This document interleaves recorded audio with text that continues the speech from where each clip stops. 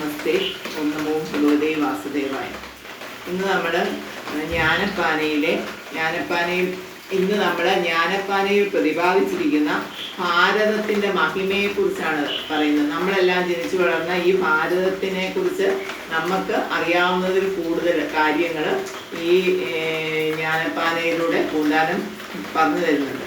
കർമ്മങ്ങൾക്കു വിളഭൂമിയാകിയ ജന്മദേശമി ഭൂമി അറിഞ്ഞാലും കർമ്മങ്ങൾക്ക് വിളഭൂമി, കർമ്മങ്ങൾക്ക് ഫലം കിട്ടുന്ന ഭൂമിയാണ് നമ്മൾ ജനിച്ച ഈ ഭാരതഭൂമി. കർമ്മനാശം വരുത്തേണമെങ്കിലും ചെമ്മെ മറ്റെങ്ങും സാധിയാ നിർണയം.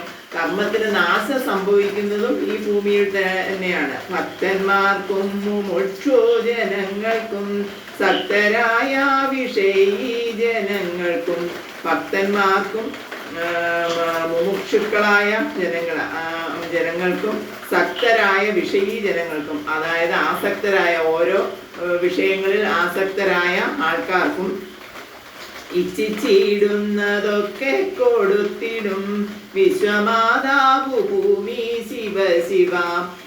ഭക്തന്മാർക്ക് ഭക്തിയെ കൊടുക്കും, മുമുക്ഷുക്കൾക്ക് മോക്ഷം കൊടുക്കും, ശക്തരായവർക്ക് വിഷയീ സുഖങ്ങൾ കൊടുക്കും. അങ്ങനെ ഓരോ മനുഷ്യർ, ഇവിടെ ജനിച്ചു വളർന്ന ഓരോ മനുഷ്യർ എന്തൊക്കെയാണോ ഇച്ഛിച്ചിരിക്കുന്നത് അതെല്ലാം ഭാരതഭൂമിയിൽ നിന്നും ലഭിക്കുന്നതാണ്. വിശ്വമാതാവു ഭൂമി ശിവ ശിവ. വിശ്വനാഥന്റെ മൂലപ്രകൃതിതാൻ. വിശ്വമാതാവായ ഈ ഭൂമി വിശ്വനാഥന്റെ മൂലപ്രകൃതി എന്നാണ് അറിയപ്പെടുന്നത്. പ്രത്യക്ഷേണ വിളങ്ങുന്നു ഭൂമിയായി അവനീതല പാലനത്തിനല്ലോ അവതാരങ്ങളും പലതോർക്കുകിൽ. വിശ്വനാഥന്റെ മൂലപ്രകൃതി എന്ന് പറയുന്നത് നമ്മൾ മനുഷ്യരുടെ മൂലസ്ഥാനം, അല്ലെങ്കിൽ മനുഷ്യരുടെ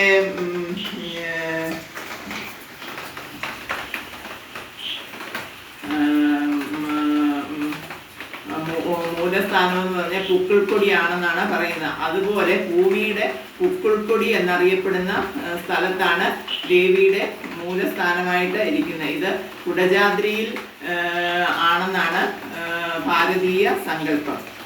അവനീതല പാലനത്തിനല്ലോ അവതാരങ്ങളും പലതോർക്കുമ്പോൾ. അവനീതല ഈ ഭൂതലത്തെ പാലിക്കുന്നതിന് പല പല അവതാരങ്ങൾ ഈ ഭൂമിയിൽ ഉണ്ടായി.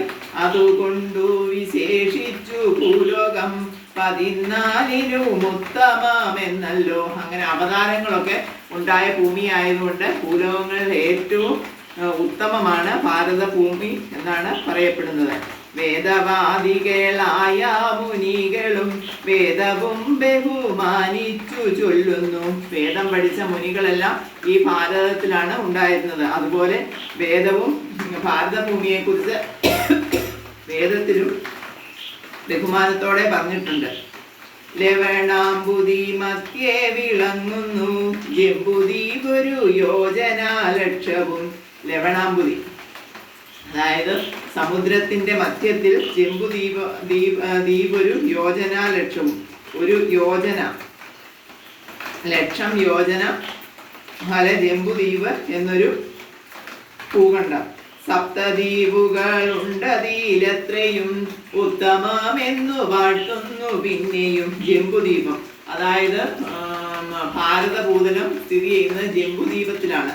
ആ ജംബുദ്വീപം 7 ഭൂഖണ്ഡങ്ങളിൽ ഏറ്റവും ഉത്തമമെന്ന് വാഴ്ത്തപ്പെടുന്നു. ഭൂപത്മത്തിനു കർണികയായിട്ടു ഭൂതരേന്ദ്രനില്ലല്ലോ നിൽക്കുന്നു. ഭൂപത്മത്തിന് കർണികയായിട്ട് ഭൂതരേന്ദ്രൻ നിൽക്കുന്നു. ഇതിൽ 9 ഖണ്ഡങ്ങളുണ്ടല്ലോ അതിലുത്തമം ഭാരതഭൂതലം.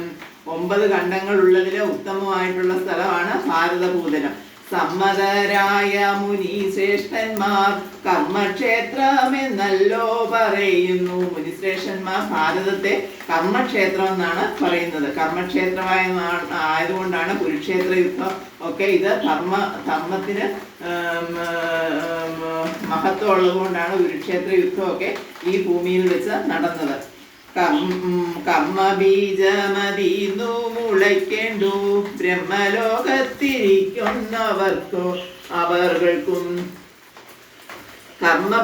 കർമ്മബീജമിതീന്നു മുളയ്ക്കേണ്ടു ബ്രഹ്മലോകത്തിലിരിക്കുന്നവർക്കും. അതായത് ബ്രഹ്മലോകത്തിലിരിക്കുന്നവർക്കാണെങ്കിലും കർമ്മം ചെയ്യണമെങ്കിൽ ഭൂമിയിൽ വരണം. കർമ്മബീജം വരട്ടിക്കളഞ്ഞുടൻ ജന്മനാശം വരുത്തേണമെങ്കിലും ഭാരതമായ കണ്ടമൊഴിഞ്ഞുള്ള പരിലെങ്ങുമിഴുതല്ല നിർണയം.